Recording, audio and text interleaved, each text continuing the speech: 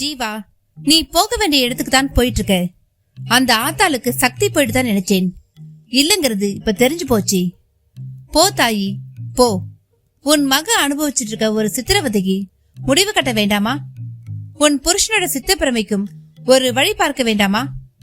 போ. அந்த மாடு மேய்ப்பவன் புதிர் போன்ற சில விஷயங்களை பேசிவிட்டு பெரிதாக கை கூப்பினான். சங்கீதா குழம்பி போயிருந்தாள்.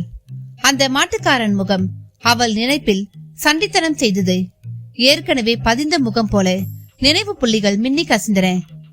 தலையை சிலுப்பிக் கொண்டாள். பக்கத்து மைல்கல் வேலமங்கலம் 8 கிலோமீட்டர் என்றது. அதன் தலைமேல் சாம்பல் கழுத்து காகம் ஒன்று உட்கார்ந்தபடி உமாவை வெறுத்தது. தலையை உயர்த்திய பொழுது பச்சையாக பிடித்து வைத்த கொழுக்கட்டை போல வேலமங்கலம் மலை தெரிந்தது. புசு புசு என்று பசுமை.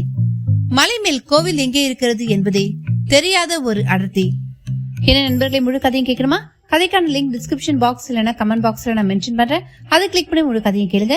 மேலும் இந்த ஷார்ட்ஸ்ல நான் ரங்கோலி மேட் ப்ராடக்ட்கான லிங்கை ஷேர் பண்ணிருக்கேன்.